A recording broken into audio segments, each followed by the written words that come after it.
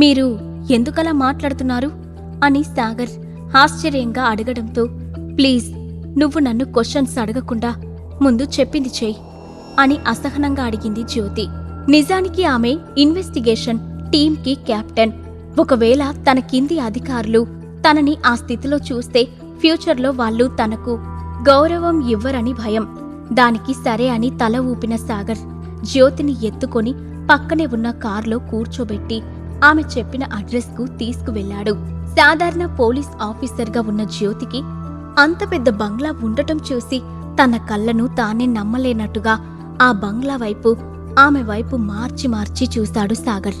అది గమనించిన జ్యోతి, ఇది మా అమ్మ నాకోసం గిఫ్ట్గా ఇచ్చింది, ఇది ఆమె డ్రీమ్ హౌస్ అని చెప్పింది జ్యోతి.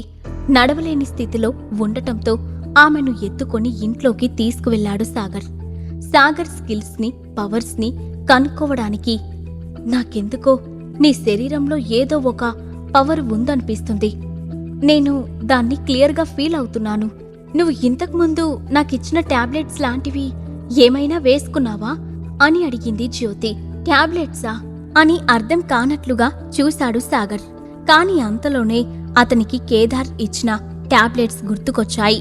అంటే ఆ 2 పిల్స్ వేసుకోవడం వల్ల నా బాడీలో ఏదైనా తప్పుగా జరుగుతుందా అని ఆలోచనలో పడ్డాడు. అలానే జ్యోతిని బెడ్రూంలోకి తీసుకువెళ్లి ఆమెను బెడ్ పై పడుకోబెట్టాడు. నువ్వు చెప్పకూడదు అనుకుంటే నేనేమీ బలవంతం చెయ్యను, కానీ ఒక విషయం గుర్తుంచుకో, ఫ్యూచర్లో నీ శరీరంలోని పవర్ని అందరి ముందు క్యాజువల్గా ప్రదర్శించకూడదు. ఒకవేళ అలా చేస్తే అని చెప్తూనే నిద్రలోకి జారుకుంది జ్యోతి. ఆమె అంత సడన్ గా నిద్రపోవడంతో విస్తుపోయిన సాగర్, సెక్టార్ వాళ్ళకి నిమిషాల్లో నిద్రపోయే స్పెషల్ టాలెంట్ కూడా ఉందేమో అనుకుంటూ పక్కనే ఉన్న సోఫాలోకి వెళ్లి కూర్చున్నాడు. ఆ తర్వాత టాబ్లెట్స్ గురించి కనుక్కుందాం అని కేదార్కి కాల్ చేశాడు.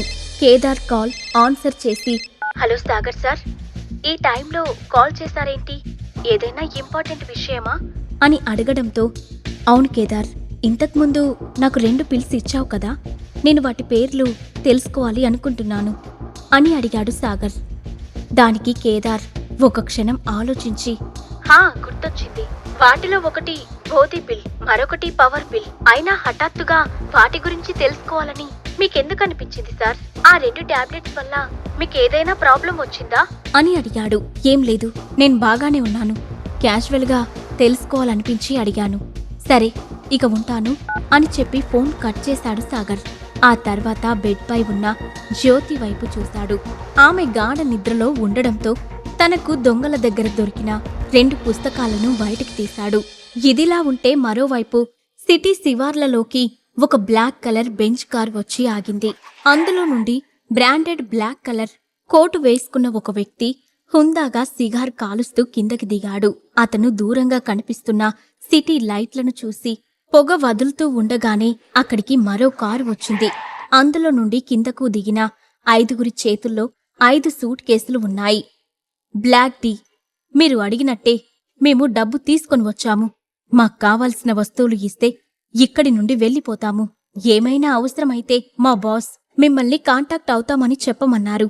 ఇంతకీ మాకు కావాల్సినవి ఎక్కడున్నాయి అని అడిగాడు ఒక వ్యక్తి. బ్లాక్ టీ వెనక్కి తిరిగి చూడకుండానే కార్లో ఉన్నాయి, తీసుకొని పొమ్మన్నట్టు సైగ చేశాడు.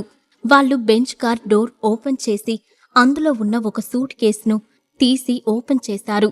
అందులో చిన్న చిన్న బాటిల్స్లో రంగురంగుల టాబ్లెట్స్ ఉన్నాయి. వాటిని చూడగానే ఆ వ్యక్తి కళ్ళు సంతోషంతో మెరిశాయి. వెంటనే వాటిని తీసుకువెళ్లడానికి సిద్ధమయ్యాడు. కాని మెరుపు వేగంతో కదిలిన బ్లాక్ టీ వాళ్ళ ముందుకు వచ్చి నిలబడి, డబ్బులు ఇవ్వకుండా వెళ్తున్నారేంటి అని సీరియస్గా అడిగాడు. ఆహా, నీకింకా అర్థం కాలేదా?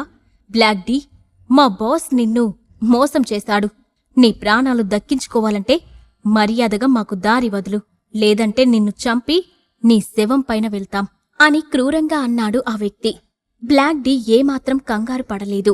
మర్యాదగా డబ్బులు ఇచ్చి వాటిని తీసుకువెళ్ళండి, లేదంటే ఇక్కడి నుండి ఒక్కడు కూడా కదలడు అని అన్నాడు. హరే, వీడికి మనం ఏంటో ఇంకా అర్థమైనట్టు లేదురా, మన పవరేంటో కాస్త చూపించండి అని మిగిలిన వాళ్ల వైపు ఆ వ్యక్తి చూడగానే అందరూ గన్స్ తీసి బ్లాక్ డీ పైన గురిపెట్టారు. బ్లాక్ డీ ఒకే ఒక్క క్షణంలోనే వాళ్ళ చేతిలోని గన్స్ లాక్కొని వారికి గురిపెట్టాడు. అది చూసి బిత్తరపోయారు ఆ 5 రౌడీలు. రేయ్, పవర్కే పవర్ లాంటోణ్ణి, అలాంటిది నా దగ్గరే దొంగతనం చేద్దామనుకున్నారా? మీ బాస్ లాంటి వాళ్ళని నేను చాలా మందినే చూశాను. మర్యాదగా డబ్బులు తీసి ఇక్కడి నుండి కదలండి అని ప్రశాంతంగా బెదిరించాడు బ్లాక్ డీ. అప్పటికీ కూడా వెనకడుగు వేయకుండా కత్తులని తీసి దాడి చెయ్యడానికి సిద్ధమయ్యారు రౌడీలు. దాంతో సహనం నశించిన బ్లాక్ డీ వాళ్ళ తలల్ని పుచ్చకాయల్లా పేల్చి పడేశాడు. ఆ తర్వాత వాళ్ళ చేతిలో ఉన్న ఆ సూట్ కేసులు ఓపెన్ చేసి చూడగా అవి ఖాళీగా కనిపించాయి. దాంతో భారంగా నిట్టూర్పు వదిలి పిల్స్ ఉన్న సూట్ కేసును తీసుకుని అక్కడి నుండి వెళ్లిపోయాడు. ట్రాకర్ ద్వారా ఇదంతా గమనిస్తున్న ఆ రౌడీ లీడర్కి కోపం కట్టలు తెంచుకుంది. బ్లాక్ డీ, నిన్ను ఊరికే వదిలిపెట్టను. నీ మెడిసిన్స్కి మమ్మల్ని బానిస చేసి వాటికి ఇంత రేటు పెడితే ఎవరు కొంటాడు? నీ నుంచి అవి ఎలా దక్కించుకోవాలో మాకు బాగా తెలుసు. చూస్తూ ఉండు అని తన మనుషులకి ఏదో సైగ చేశాడు ఆ వ్యక్తి. మరోవైపు మెడిసిన్స్ తీసుకొని ఒక పాడుబడిన బంగ్లాని చేరుకున్నాడు బ్లాక్ డీ. అతను లోపలికి వెళ్లగానే సూట్ కేస్ని తలపైన పెట్టి మోకాళ్లపైన కూర్చున్నాడు. అతని ముందు వయసు పైబడిన ఒక వృద్ధుడు ఉన్నాడు. ఏమైంది? డబ్బు తీసుకొని వచ్చావా అని అతను అడగడంతో, లేదు మాస్టర్, వాడు మనల్ని మోసం చేశాడు. నన్ను చంపి ఈ టాబ్లెట్స్ని దక్కించుకోవాలని అనుకున్నాడు. అందుకే నేను వాళ్ళ మనుషుల్ని చంపేసి వీటిని వెనక్కి తీసుకొచ్చేశాను అని చెప్పాడు. ఎవడ్రా వాడు? ఈ త్రినేత్రతోనే గేమ్స్ ఆడతాడా? నువ్వేం చేస్తావో నాకు తెలీదు. రేపు ఉదయం కల్లా వాడి తల నా కాళ్ళ దగ్గర ఉండాలి. మన సెక్టార్ పవర్ ఏంటో చూపించువాడికి అని ఆవేశంగా అరిచాడు త్రినేత్ర. అలాగే మాస్టర్ అని చెప్పి అక్కడి నుండి వెళ్లిపోయాడు బ్లాక్ డీ. చనిపోయిన మనుషుల శవాల దగ్గరికి కాసేపటి తర్వాత చేరుకున్నారు ఒక టీం. ఈసారి కూడా వాడు ప్రజల్ని చంపేశాడు. ఇంత టెక్నాలజీ పెట్టుకొని కూడా మనం వాడి ఆచూకీ కనిపెట్టలేకపోతున్నామంటే నాపైన నాకే అసహ్యం వేస్తుంది అని అన్నాడు ఒక వ్యక్తి. ఇంటి దొంగని ఈశ్వరుడైనా పట్టలేడు అన్నది విన్నావా? మన దగ్గర ట్రైనింగ్ తీసుకొని మన పద్ధతులనే వాడి తప్పించుకుంటున్నాడు.